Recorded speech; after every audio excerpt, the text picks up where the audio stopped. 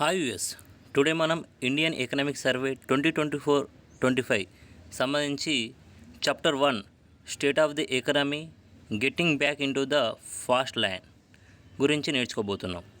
అయితే has for first advanced estimates of national accounts India's real GDP is estimated to grow by 6.4% in financial year 25. First ఇంగ్లీష్లో చదువుతాను, తర్వాత తెలుగులో కూడా explain చేస్తాను. సో దీని అర్థం ఏంటంటే, మొదటి ముందస్తు అంచనాల ప్రకారం స్థిర ధరల వద్ద జీడిపి ఫైనాన్షియల్ ఇయర్ 25 అంటే 2024-25 ఆర్థిక సంవత్సరంలో జీడిపి స్థిర ధరల వద్ద 6.4% వృద్ధి చెందిందనేది దీని అర్థం. నెక్స్ట్ చూసుకుంటే as per IMF world growth rate, IMF ప్రకారం ప్రపంచ వృద్ధి రేటు 2023లో 3.3%, 2024లో 3.2%, 2025లో ఇప్పుడు 3.3% ఉందన్నమాట. Next 5 years global growth expecting అంటే రాబో 5 సంవత్సరాలప్పుడు, అంటే ఇంకా రాబో 5 సంవత్సరాల్లో గ్లోబల్ గ్రోత్ 3.2% ఉంటుందని మనకు ఐఎంఎఫ్ చెప్తుంది.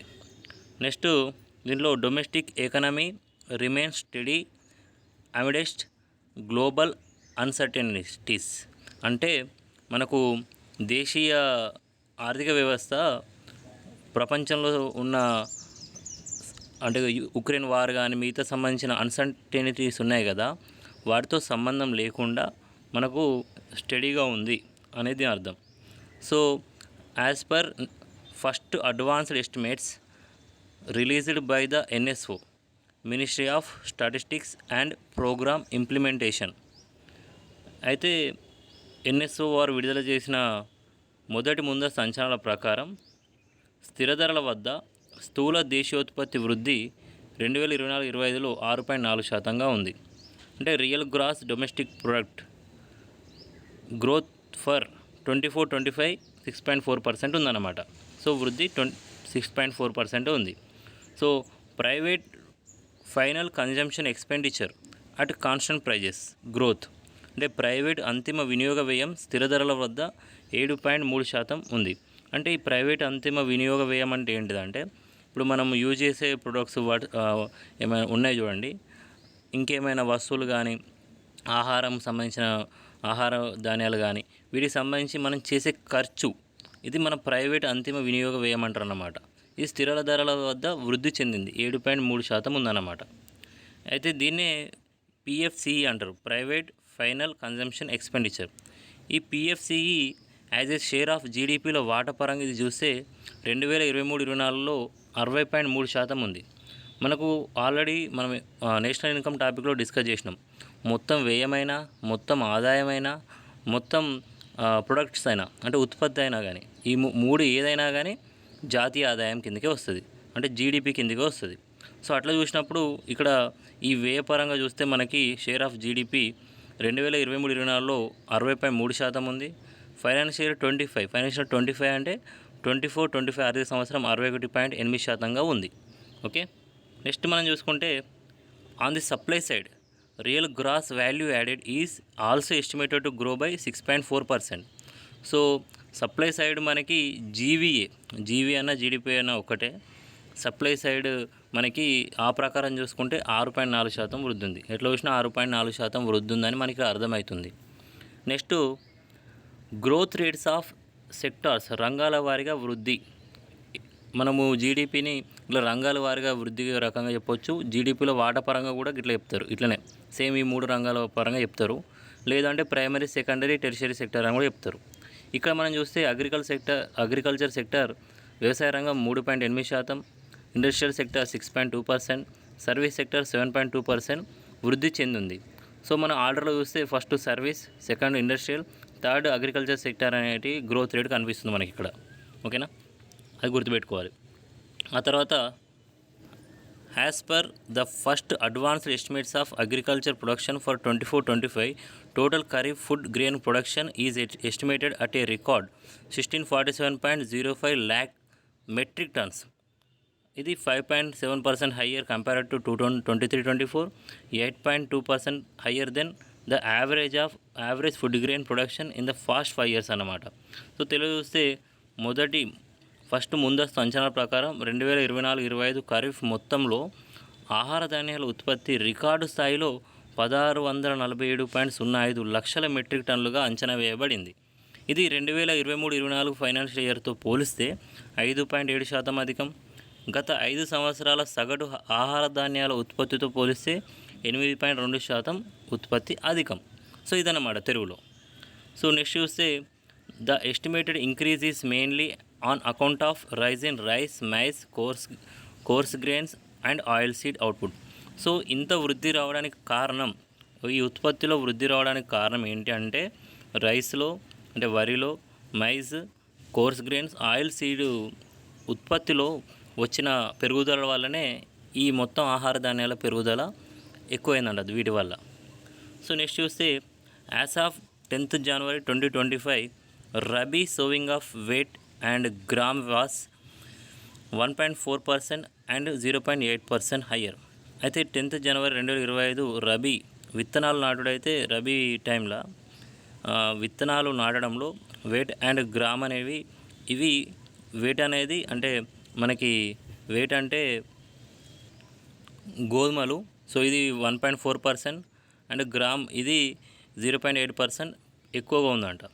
తర్వాత మ్యానుఫ్యాక్చరింగ్ పిఎంఐ ఇన్ 24 December వరకు మ్యానుఫ్యాక్చరింగ్ పిఎంఐ 56.4 ఉందన్నమాట. అసలు పిఎంఐ అంటే ఏంటిది అంటే purchasing managers index. It is calculated separately for the manufacturing and service sectors. So ఇది మ్యానుఫ్యాక్చరింగ్కి వేరేగా, సర్వీస్కి సెక్టార్కి వేరేగా దీన్ని మనము క్యాలిక్యులేట్ చేస్తాం. సో మ్యానుఫ్యాక్చరింగ్ పిఎంఐ అయితే 56.4 ఉంది. ఈ పిఏఎంఐ అంటే ఏంటంటే పర్చేసింగ్ మేనేజర్స్ ఇండెక్స్ అన్నమాట. అయితే ఇది it's a survey based measure. PMI is a number from 0 to 100. అంటే ఇది పిఎంఐ అనేది 0 నుంచి 100 మధ్యలో ఉంటుంది. ఈ పిఎంఐ స్కోరు 50 కంటే ఎక్కువ ఉంటే మనకు ఆ రంగం ఎక్స్పాన్షన్లో ఉంది అని అర్థం. అంటే ఈ స్కోరు 50+ ఉంటే ఎక్స్పాన్షన్. మనకి ఇప్పుడు ఎంత ఉంది 56.4 ఉంది. సో అంటే మ్యానుఫ్యాక్చరింగ్ సెక్టార్ అనేది ఎక్స్పాన్షన్లో ఉంది. 50 కంటే తక్కువ ఉందనుకో, సో ఆ సెక్టార్ అనేది కుదించుకుపోతుంది అన్నట్టు. సో మీన్స్ కాంట్రాక్షన్ అన్నమాట. 50 ఉందనుకోండి స్కోరు, పిఎంఐ 50 ఉన్నప్పుడు మనము మ్యానుఫ్యాక్చరింగ్ పిఎంఐ 50 ఉంది ఎగ్జాంపుల్. సో అది పెరుగుతలేదు, తగ్గుతలేదు, అంటే అది ఎక్స్పాన్షన్ అవ్వట్లేదు అన్నమాట ఆ సెక్టార్ అనేది. Next as per national bank for agriculture and rural development అంటే నాబార్డ్, దీని ప్రకారం rural economic condition and sentiment survey దీని ప్రకారం ఎట్లుందంటే 78.5% rural house holds reported and increase in there consumption expenditure during the last year. So ఇది important. NABARD ప్రకారం 78.5% గ్రామీణ గృహాల వాళ్ళు, సో గ్రామీణంలో 78.5% వారి వినియోగ వ్యయం పెరిగింది. వినియోగ వ్యయం కన్జంప్షన్ ఎక్స్పెండిచర్, వినియోగ వ్యయం అనేది పెరిగింది. వినియోగ వ్యయం పెరుగుతుందంటే అదే అభివృద్ధికి సూచకం. ఓకేనా, లాస్ట్ ఇయర్లో పెరిగిందంట. సో ఇన్వెంటరీ ఓవర్ హ్యాంగ్కి 23 months పడుతుందంట. ఇన్వెంటరీ ఓవర్ హ్యాంగ్ అంటే ఏంటిది అంటే ఇప్పుడు రియల్ ఎస్టేట్లో ఇది ఎక్కువ వాడతారు. ఫర్ సపోజ్ ఏదైనా బిల్డింగ్లు కొన్ని కట్టిన తర్వాత ఆ బిల్డింగ్లు ఎంబడినే అమ్ముడు పోవు కదా. సో కొన్ని నెలలు కానీ సంవత్సరాలు కానీ పడుతుంది మొత్తం అమ్ముడు పోవాలంటే కట్టిన బిల్డింగ్లు వాటిని. సో ఆ బిల్డింగ్లు సంబంధించి హౌసెస్ లాంటివి కట్టినప్పుడు అవి రియల్ ఎస్టేట్లో అమ్ముడు పోవడానికి ఇప్పుడు 23 నెలలు పడుతుందంట. సో ఇది ఇన్వెంటరీ ఓవర్ హ్యాంగ్ అనమాట. ఓవరాల్గా దాదాపుగా యావరేజ్ 23 నెలలు పడుతుందన్నమాట. Capital expenditure as a percentage of total expenditure of union as continuously improved since financial 21. అయితే క్యాపిటల్ ఎక్స్పెండిచర్ అంటే ఏంటిది? సో మనకు 2 ఎక్స్పెండిచర్ ఉంటాయి, revenue expenditure, capital expenditure. Revenue expenditure అంటే ఏంటిది? మనకు జీతాల గురించి కానీ, పెన్షన్లు కానీ, సబ్సిడీల గురించి ఇచ్చేటి ఇవి. అంటే రెవెన్యూ ఎక్స్పెండిచర్ వల్ల, అంటే రెవెన్యూ వ్యయం వల్ల కొత్త ఆస్తులు సృష్టించబడవు. అదే క్యాపిటల్ ఎక్స్పెండిచర్ అంటే ఏంటిది? రోడ్స్ సంబంధించినవి కానీ, మిషనరీ సంబంధించినవి కానీ, అభివృద్ధి సంబంధించి వ్యయం చేయడం. సో ఇది క్యాపిటల్ ఎక్స్పెండిచర్. సో దీనివల్ల కొత్త ఆస్తులు సృష్టించబడతాయి. ఎకనామీకి వృద్ధి చెందడానికి దోహదపడే ఎక్స్పెండిచర్ ఇది, వ్యయం ఇది. ఓకేనా? సో అది 2021 ఫైనాన్షియల్ ఇయర్ నుంచి వెళ్ళి పెరుగుతూనే ఉంది ఇప్పటి వరకు. ఓకేనా? Next, until November 2024, defense, railways and transport account for about 75% of the capital expenditure. అంటే నవంబర్ 2024 వరకు ఈ క్యాపిటల్ ఎక్స్పెండిచర్ అంటే మూలధన వ్యయంలో 75% డిఫెన్స్కి, రైల్వేస్కి, ట్రాన్స్పోర్ట్కి ఖర్చు చేశారు. ఓకే. ఆ తర్వాత varying patterns in state finances. So ఇది ఏంటి, ఏప్రిల్ టు నవంబర్ 2024 మధ్య సంబంధించిన డాటా ఇది. మనకి గ్రోత్ చూసుకుంటే సెంట్రల్ ట్యాక్స్ రెవెన్యూ 18.4% ఉంది. సో ట్యాక్స్ ద్వారా 18.4% ఆదాయం మన దేశానికి సమకూరుతుంది. ఓన్ ట్యాక్స్ రెవెన్యూ అంటే కేవలం కేంద్ర పన్నుల ద్వారా వచ్చే వాడు 10.8% గ్రోత్ రేటు పెరుగుతుంది. ఇక్కడ ట్యాక్స్ రెవెన్యూ గ్రోత్ 18.4% పెరిగింది. ఓన్ ట్యాక్స్ రెవెన్యూ కేంద్రానికి వచ్చి కేవలం ఆదాయం, ఇప్పుడు కేంద్రంకి డైరెక్ట్ ఆదాయం, కేంద్రం సంబంధించిన పనులు సపరేట్ ఉంటాయి, రాష్ట్రం పనులు ఉంటాయి. కొన్ని రాష్ట్రాల నుంచి కేంద్రానికి కూడా వస్తాయి, లేదా వ్యాట్ ద్వారా, సెస్ ద్వారా కూడా కేంద్రానికి వస్తాయి. సో అన్ని ట్యాక్స్ రెవెన్యూ కలిపితే 18.4% వృద్ధి ఉంది. కేవలం ఓన్ ట్యాక్స్ రెవెన్యూ ఉంటే 10.8% ఉందన్నమాట. State share of union taxes ఇది 38.1% వృద్ధి రేటు ఉంది. ఓకేనా? నెక్స్ట్ చూస్తే మనకి growth exhibited by most of own taxes. ఇవి ఓవరాల్గా మనకు వృద్ధి ఒక్కొక్కటి ఎలా ఉన్నాయి, ఒక్కొక్క ట్యాక్స్ ఎలా ఉందో ఇక్కడ మనం చూడబోతున్నాం. సో జిఎస్టీలో 14.2% వృద్ధి ఉంది, ఇది టాప్లో ఉంది. నెక్స్ట్ సెకండ్లో స్టాంప్స్ అండ్ రిజిస్ట్రేషన్ ఉంది, 13.1%. So first GST growth rate ఎక్కువ ఉంది, తర్వాత స్టాంప్స్ అండ్ రిజిస్ట్రేషన్ ఎక్కువగా ఉంది. ఆ తర్వాత స్టేట్ ఎక్సైజ్ డ్యూటీస్ ఎక్కువగా ఉంది, 9.5%. సో ఓవరాల్గా మనకు చూస్తే నెగిటివ్ వృద్ధి ఉంది, ల్యాండ్ రెవెన్యూలో నెగిటివ్ వృద్ధి ఉంది, ఇది మనం గమనించాలి. ఆ తర్వాత ఇక్కడ for 15 states OTR accounted for more than half of their total tax receipts, the highest being Telangana 88%, Haryana, Karnataka 86%. అంటే 15 రాష్ట్రాల్లో ఓన్ ట్యాక్స్ రెవెన్యూ, సొంత పన్ను రాబడి 50% కంటే అధికంగా ఉంది. ఓకేనా?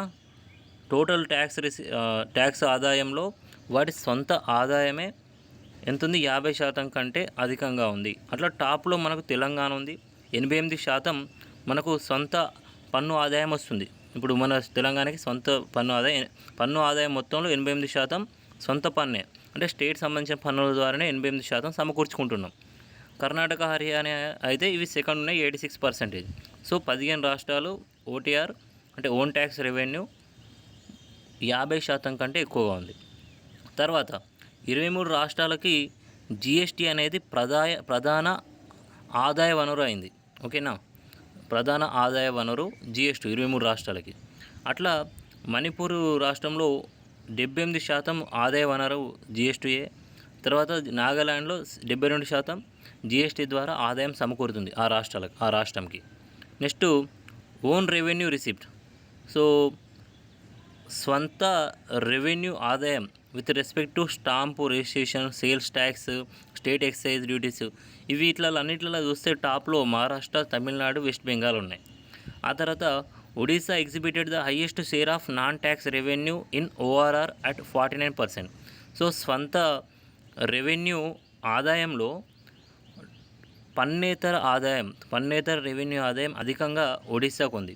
నాన్ ట్యాక్స్ రెవెన్యూ 49% ఉందన్నమాట. Okay. Next 24 April to November మధ్యలో states growth in. So state growth దేంట్లో ఎంత ఉంది, రాష్ట్రాలు మొత్తం ఖర్చులలో రెవెన్యూ వ్యయం 12% వాటి వృద్ధి ఉంది. సబ్సిడీస్ వచ్చేసి 25.7% వృద్ధి ఉంది. సబ్సిడీస్లో మొత్తం రాష్ట్రాలు సబ్సిడీస్ మీద ఖర్చు చేసే ఖర్చులో ఈ 24 ఏప్రిల్ టు నవంబర్ మధ్యలో వృద్ధి, సబ్సిడీలకు చేసే ఖర్చు 25.7% వృద్ధి ఉంది. కమిటెడ్ లియబిలిటీస్ ఖచ్చితంగా ఇప్పుడు కొన్ని సంబంధించిన అప్పులు కట్టేటి ఉంటాయి, వాటికి 10.4% వృద్ధి ఉంది వాటిలో. ఆ తర్వాత టోటల్ ఎక్స్పెండిచర్లో 9.5% ఉంది. తర్వాత క్యాపిటల్ ఎక్స్పెండిచర్ అయితే క్యాపిటల్ ఎక్స్పెండిచర్ అంటే మనకి మూలధన వ్యయంలో ఇక్కడ వృద్ధి లేదు, మైనస్లో ఉంది. ఇది మనం చూసుకోవాలి. సో రాష్ట్రాలన్నీ మూలధన వ్యయం మీద ఎక్కువ ఖర్చు చేయడం లేదని ఇక్కడ మనకు అర్థమవుతుంది. In April to November 2024 11 states maintained revenue surplus. 11 రాష్ట్రాల్లో రెవెన్యూ సర్ప్లస్గా ఉన్నాయి, అంటే రెవెన్యూ మిగులు 11 రాష్ట్రాల్లో ఉంది. ఓకేనా. ఇన్ఫ్లేషన్ అంటే ద్రవ్యోల్బణం. సో రూపాయి అంటే వస్తువుల ధరలు పెరిగి రూపాయి విలువ తగ్గడం మనం ద్రవ్యోల్బణంగా చెప్పొచ్చు. అట్లా మనకు 2 రకాల ద్రవ్యోల్బణం ఉంటాయి, WPI ఉంటుంది, CPI ఉంటుంది. ఇక్కడ మనకు కన్జ్యూమర్ ప్రైస్ ఇండెక్స్ CPI వినియోగదారుల ధరల సూచి ఉంది. దీన్ని రిటైల్ ఇన్ఫ్లేషన్ అంటారు. ఇది ఫైనాన్షియల్ 24లో 5.4% ఉండే, ఇప్పుడు ఏప్రిల్ టు డిసెంబర్ 2024లో 4.9%, అంటే తగ్గింది. వాస్తవానికి CPI అనేది ఈ కన్జ్యూమర్ ప్రైస్ ఇండెక్స్ అనేది 4 ± 2 ఉండాలి. అంటే సింపుల్ చెప్పాలంటే 2 నుంచి 6 మధ్యలో ఉండాలన్నమాట. 2 నుంచి 6% మధ్యలో ఉండాలి. సో ఇది వితిన్ లిమిటే ఉంది మనకి. Next, external sector stability safeguarded by services, trade and record remittances. So 2024 April to December మధ్యలో మన మర్చెండైజ్ ఎక్స్పోర్ట్స్ గ్రోత్ అంటే వస్తువుల ఎగుమతి వృద్ధి 1.6% ఉంది. దిగుమతుల వృద్ధి 5.2% ఉంది. సో మనకి ఇక్కడ ఎగుమతుల కంటే దిగుమతుల వృద్ధి ఎక్కువగా చూడొచ్చు. అదే నాన్ పెట్రోలియం ఎక్స్పోర్ట్స్ గ్రోత్ అంటే పెట్రోలియం కాకుండా మిగతా సంబంధించిన ఎక్స్పోర్ట్స్ గ్రోత్ 7.1% ఉంది. అలాగే non petroleum and non gems and jewellery exports rose by అంటే పెట్రోలియంయేతర, జ్యువెలరీ, జెమ్స్ కాకుండా, ఇవి 3 కాకుండా మిగతా ఎక్స్పోర్ట్స్ 9.1% వృద్ధి ఉందన్నమాట. As per world bank, India was the top receipts of remittances in the world. అయితే మనకి వేరే దేశాల నుంచి వెళ్ళి అధికంగా మన భారతీయ పౌరులు అమెరికాలో, కువైట్లో, UAEలో ఉంటారు కాబట్టి వేరే దేశాల పోలిస్తే మన దేశానికి వచ్చే ఆ పౌరుల నుంచి వచ్చే ఆదాయంని రెమిటెన్స్ అంటారు. అది ప్రపంచంలోనే మనం టాప్లో ఉన్నాం. Next, with in capital flows, gross foreign direct investments inflows increased 7.9% year on year in April to November 2024. So foreign direct investments అనేవి మన ఇండియాలో 17.9% వృద్ధి ఉంది ఫారెన్ డైరెక్ట్ ఇన్వెస్ట్మెంట్లో. ఓకేనా. విదేశీ ప్రత్యక్ష పెట్టుబడులు అంటారు తెలుగులో. ఆ తర్వాత net FPI foreign portfolio investments అంటే FDIs అనేటివి మనకు డైరెక్ట్గా ఏమైనా ఇన్వెస్ట్మెంట్స్కి వస్తాయి.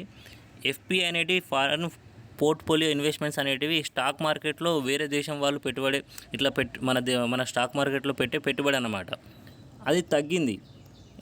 అంతకుముందు మనకి 31.7 బిలియన్ US ఉంటే 2023-24లో ఇప్పుడు వచ్చేసి 10.6 బిలియన్ US ఉన్నాయి. సో తగ్గింది, ఇది బాగా తగ్గింది. సో ఫారెన్ పోర్ట్ఫోలియో ఇన్వెస్ట్మెంట్స్ అనేవి తగ్గినాయి, FPIలు తగ్గినాయి, కానీ FDI విదేశీ ప్రత్యక్ష పెట్టుబడులు పెరిగినాయి. ఇది చూడాలి.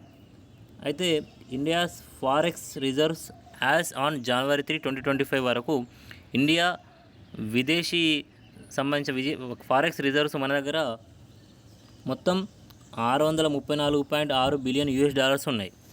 ఇవి మొత్తం మనకి ఎక్స్టర్నల్ డెప్ట్ అంటే విదేశీ రుణంలో 90% వీటి వాటా కలిగి ఉంది.